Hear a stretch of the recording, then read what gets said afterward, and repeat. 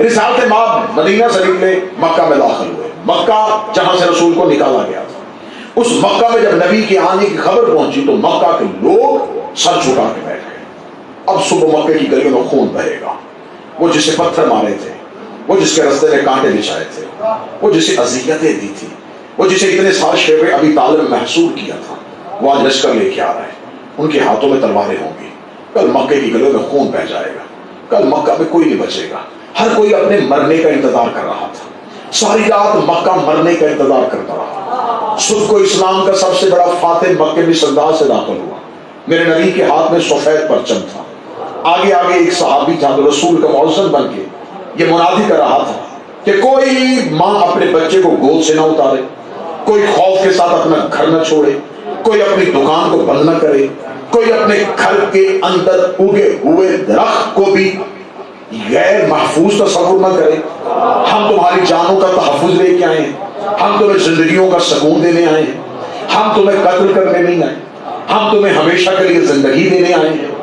یہ صدا جب مکہ والوں کے کانوں سے ٹکرائی تو یہ تاریخ انسانیت کا ایک انوکھا واقعہ تھا کہ کبھی ایسا بھی ہوتا ہے کہ دشمن کو معاف کیا جائے، کبھی ایسا بھی ہوتا ہے کہ جنہوں نے اتنی اذیتیں دی ان کے اوپر اپنا تسلط ہونے کے باوجود انہیں معاف کر دیا جائے۔ اس کی پہلی مثال انسانیت دیکھنے لگی تھی۔ انسانیت نے اس سے پہلے ایسی مثالیں کبھی دیکھی نہیں تھی۔ انہوں نے نبیوں کو بددعائیں کرتے ہوئے دیکھا تھا، انہوں نے نبیوں کے کہنوں سے آسمان سے پتھر آتے دیکھے تھے، انہوں نے زمینوں کو پھٹتے ہوئے دیکھا تھا، انہوں نے سمندروں میں انسانوں کی لاشوں کو نبیوں کی بددعا سے بہتے ہوئے دیکھا تھا، انہوں نے انسان کو ایک نبی کے کہنے پہ ایک جانور کی صورت اختیار کرتے ہوئے دیکھا تھا۔ وہ ڈرے ہوئے تھے، انہیں خبر تھی یہاں عذاب آئے گا، یہاں کل ہماری شکلیں تبدیل ہو جائیں گی، کل یہاں آسمان سے آگ برسے گی، یا زمین پھٹے گی، یا تلواریں چمکیں گی، یا نیزے سینوں پہ لگیں گے۔ ایسا کچھ بھی نہیں ہوا۔ نبی دعائیں دیتے ہوئے مکہ کی گلیوں سے گزرتے ہوئے رسالت مآب کا دربار لگ گیا۔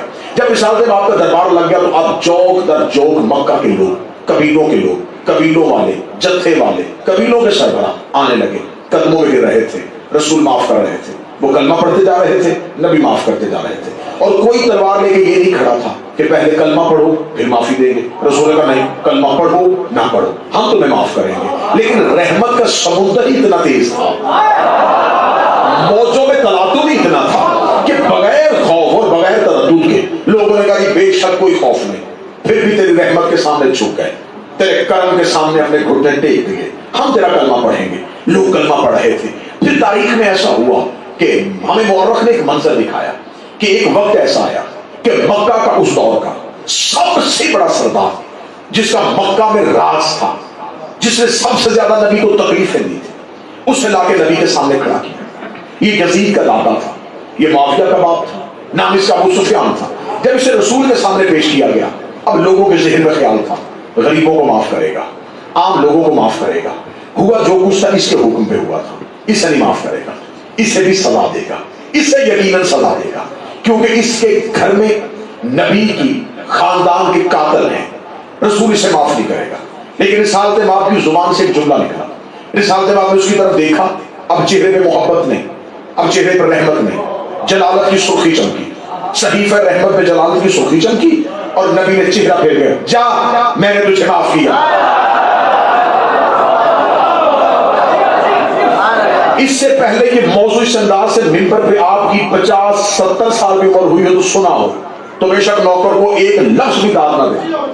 اگر پہلی بار یہ موضوع اس انداز سے ممبر پہ آئے، داد نہ دینا، سجدہ کر دینا کہ شہزادی تیرے ممبر پہ تیری فضیلت کا ایک للہ ایک تیرے مادری اور نوکر کی زبان سے سنا ہے، میرے لیے یہی کافی ہے۔ رسالت مآب نے کہا جا میں نے تجھے معاف کیا۔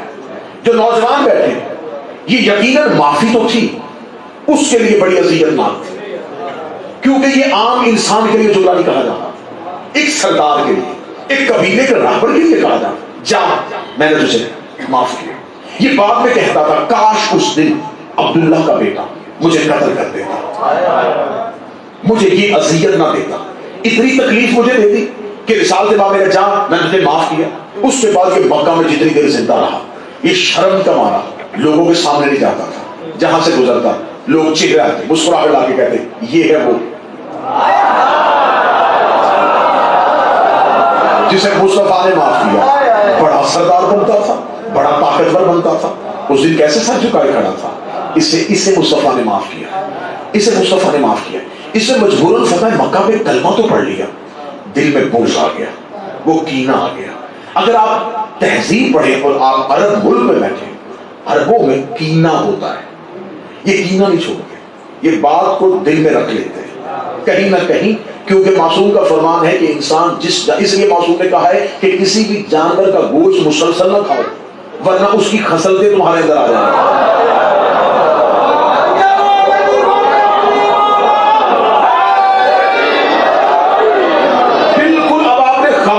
سے گفتگو سننی ہے، نتیجے آپ کو کھلنے شروع ہوں گے۔ مولانا فرماتا زیادہ گوشت نہ کھاؤ، کسی بھی جانور کو مسلسل نہ کھاؤ، گوشت خور نہ بننا، اس کی خصلتیں نہ آنی شروع ہو جائیں، زیادہ بھیڑ کھاؤ گے بزدل ہو جاؤ گے۔ اونٹ میں کینہ ہوتا ہے،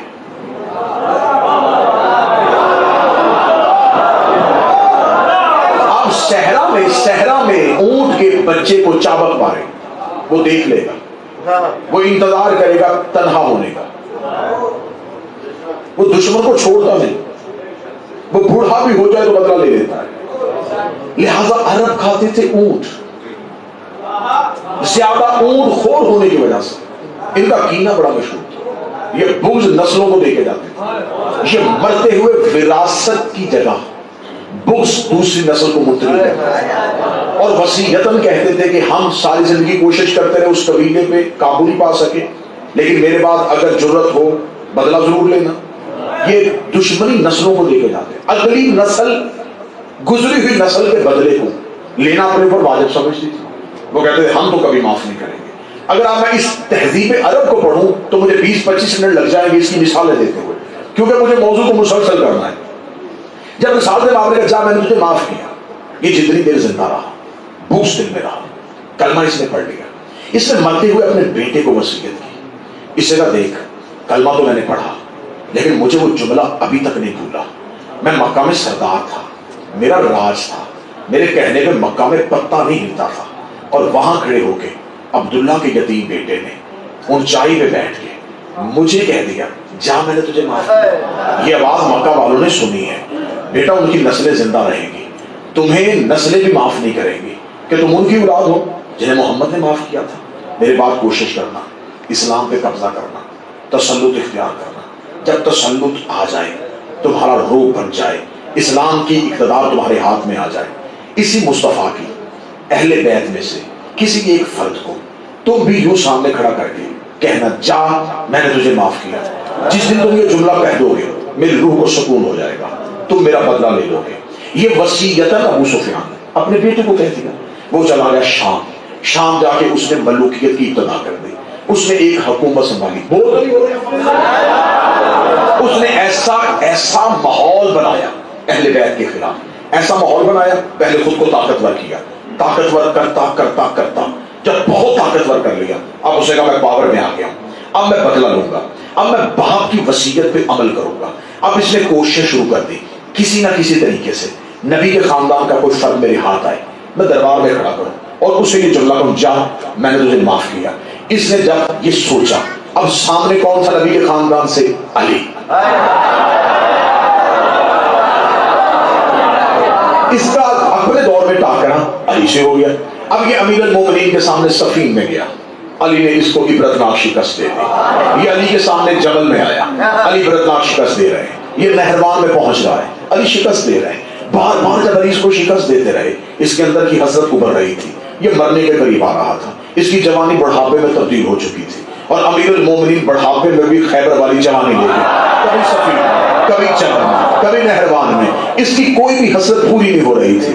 آخر 19 رمضان کی شب علی کو شربت لگ گئی، اس نے کہا میں علی پہ تسلط نہیں کر سکا، اب علی کے بعد علی کا بیٹا حسن ہے، اب حسن کو راہو کرتا ہوں، میرے بعد سے حسن ایک معاہدہ لکھ کے فوراً اس کے منہ پہ مارا، تاکہ حسن مولا کو پتا تھا میرے ساتھ ناصرین نہیں ہے، لیکن مولا حسن ایک معاہدہ لکھ کے اس کے منہ پہ مارا، اس کی حسرت وہی کی وہی ختم ہو گئی، یہ مرتا مر گیا۔ جب یہ مر گیا اس نے مرتے ہوئے اپنے بیٹے یزید سے کہہ دیا میری وصیت پہ عمل ضرور کرنا، کیونکہ میرے باپ نے کی تھی، طاقت بھی آئی، اقتدار بھی آیا، تخت بھی آیا، تاج بھی آیا، اتنی بڑی حکومت بھی قائم کی، 42 سال مسلسل میرے اقتدار میں بلا شرکت غیر میں حکمران رہا، لیکن 42 سال میں مجھ میں یہ کام ہی نہیں بن سکا کہ میں باپ کی وصیت پہ عمل کر سکوں۔ بیٹا میرے پاس فوراً، کیونکہ زندگی کے دن بڑے تھوڑے ہوتے ہیں، میرے 42 سال گزر گئے، تیرے بھی گزر جائیں گے، سب سے پہلا کام تخت پہ بیٹھ کے یہ کرنا، میرے باپ کی وصیت اور اپنے دادے کی وصیت پہ عمل کرنا۔ اس لیے اس نے تخت پہ بیٹھتے ہی سب سے پہلا حکم یہ دیا، حسین سے بیعت مانگو۔ یہ چاہتا تھا حسین انکار کریں گے، میں حسین کو طاقت کے ذریعے گرفتار کروں گا، گرفتار کر کے حسین کو دربار میں لاؤں گا اور لا کے کہوں گا جا میں نے تجھے معاف کیا۔ یہ حسرت لے کے اس نے مولا حسین سے بیعت کا مطالبہ کر لیا، مولا حسین نے انکار کر دیا۔ اس نے مکہ میں لوگ پیچھے بھیجے، حسین وہاں بھی ان کا ارادہ سمجھ گئے، حسین نے کربلا جیسا صحرا اپنے لیے منتخب کر لیا، حسین نے 9 لاکھ کو عبرتناک شکست دے دی۔ جب مولا حسین کربلا میں سو گئے، اس نے کہا اگلا کون ہے؟ اس نے اپنے سپہ سالار کو باقاعدہ خط لکھا، اس نے کہا حسین کا ایک فرد زندہ رکھنا ہے، حسین کا ایک بیٹا زندہ رکھنا ہے۔ یہ راز میں آپ کے سامنے پڑھ رہا ہوں، اب ذرا سوچئے گا، جنہوں نے مولا علی اصغر کو شہید کیا، جنہوں نے مولا علی اکبر کو شہید کیا، انہوں نے مولا سجاد کو شہید کیوں نہیں کیا؟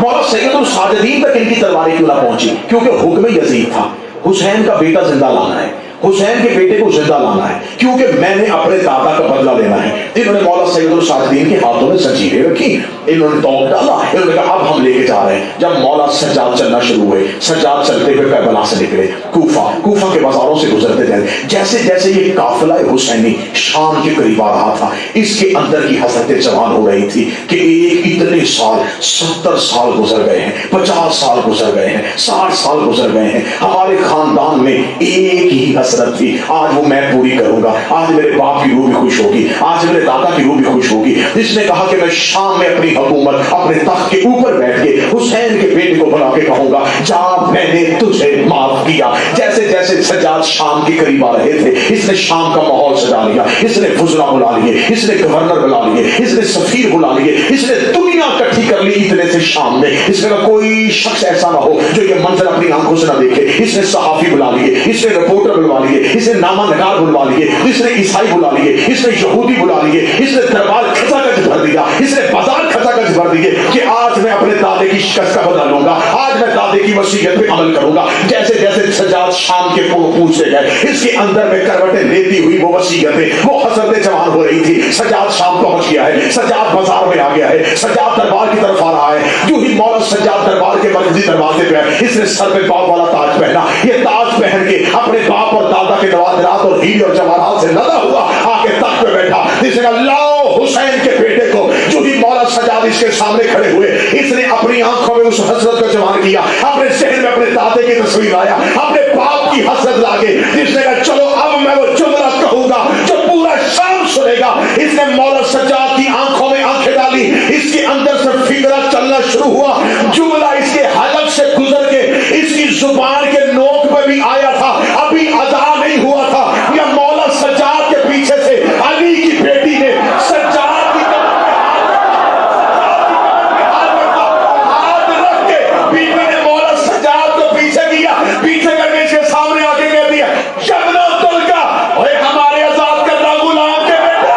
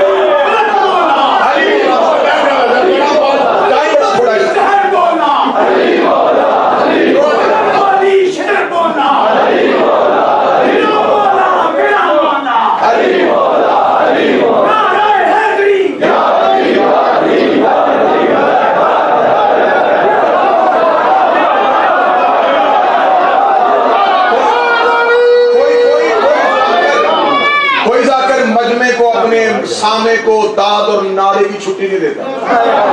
میں منت کر رہا ہوں. میری داد یہ ہے کہ جو راز ہے وہ تم تک پہنچے. لوگوں نے کہا کس نے کسے آزاد کیا تھا؟ بی بی کو موقع مل گیا. 72 قتل کر کے بھی یزید کا سر جھک گیا.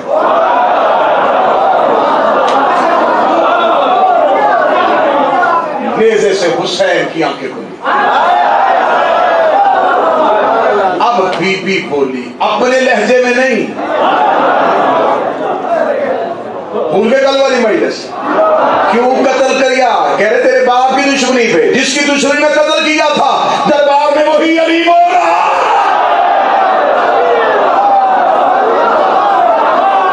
با خدا میں نے جملہ نہ کبھی یہ ہر مجلس میں پڑھا ہے. میں نے قسم دے رہا ہوں ممبر پہ، میں نے ہر مجلس میں شہزادی پڑھتے ہوئے کبھی یہ جملہ نہیں پڑھا. اللہ جانے کیوں میری شہزادی کا عام رہ گئی یہ جملہ یہاں پڑھ دو. کیوں بولی تھی علی کی بیٹی باپ کے لہجے میں؟ میں نے 2 جگہوں پہ علی کا لہجہ سنا ہے. یا معراج کے پردے میں توحید نے بولا تھا، یا شام کے دربار میں زینب نے بولا ہے. اب دونوں میں سے ایک بات ہے، یا پردے میں زینب بول رہی تھی یا دربار میں توحید.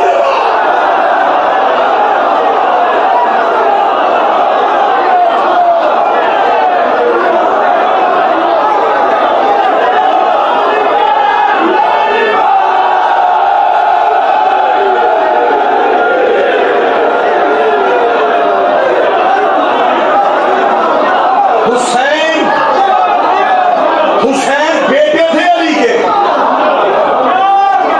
حسین بادشاہ علی کے بیٹے تھے. لہجے میں نہیں بولے. عباس ہو بہو علی تھے. علی کے لہجے میں نہیں بولے. علی کا لہجہ 2 ہی ہستیوں نے لیا ہے. یا معراج میں توحید نے لیا، یا دربار میں شہزادی نے لیا. وہاں پردے کے پیچھے علی کا لہجہ تھا، یہاں بغیر پردے کے علی بول رہا.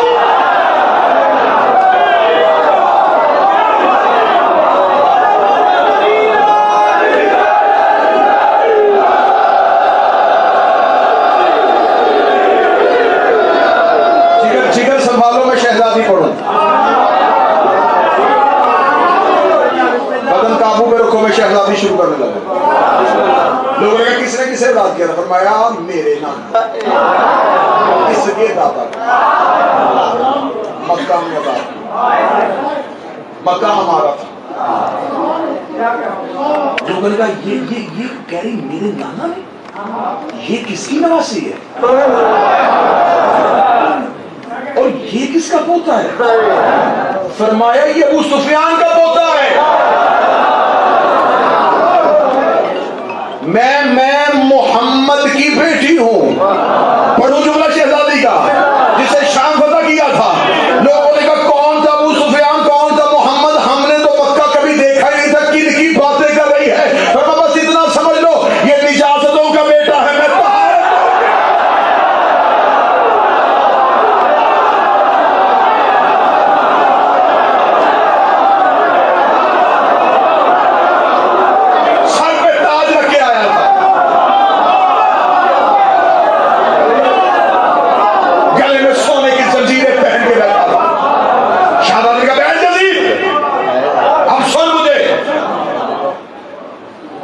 میں خاموشی تاری ہوئی. مستور بول رہی ہے لہجہ مرد کا. روم کتنا لہجے میں. میں بتاتی ہوں تیرے دربار والوں کو. آواز دربار میں گونج رہی ہے. پورے شام میں علی کی بیٹی کی آواز آ رہی ہے. میں اس کی بیٹی ہوں جس نے خیبر فتح کیا تھا. میں یعقوب الدین کی بیٹی، میں فاتح درین کی بیٹی، میں نقطہ بائے بسم اللہ کی بیٹی. الف لام میم ہمارے گھر کے غلاف کا نام.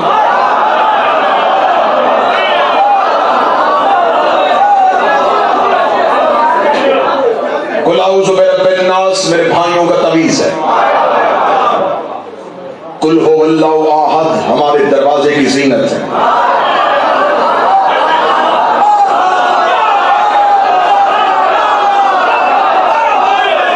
शहजादी ने पहले पढ़ा नाना, फिर पढ़ा बाबा, पूरा खुतबा पढ़ने का वक्त नहीं। बीबी ने कहा मैं हिजाब इलाहिया की बेटी हूँ,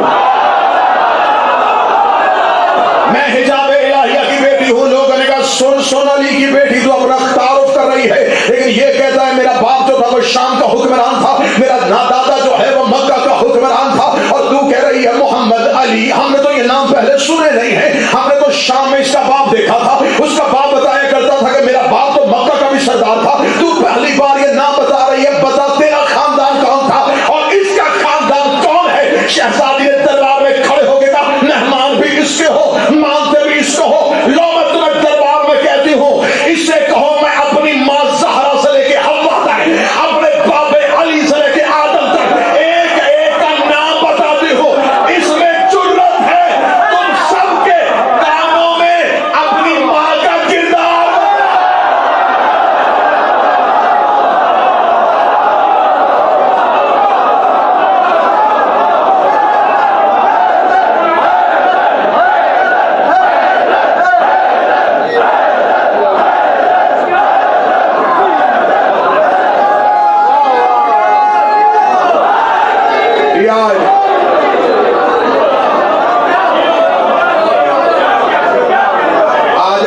आज मैंने सैयदजादे की मिन्नत की थी कि मुझे उस माइक पे पढ़ने दे, इन्होंने जिंदगी के इस पे पढ़े, छेड़ा है आपने फकीरी को।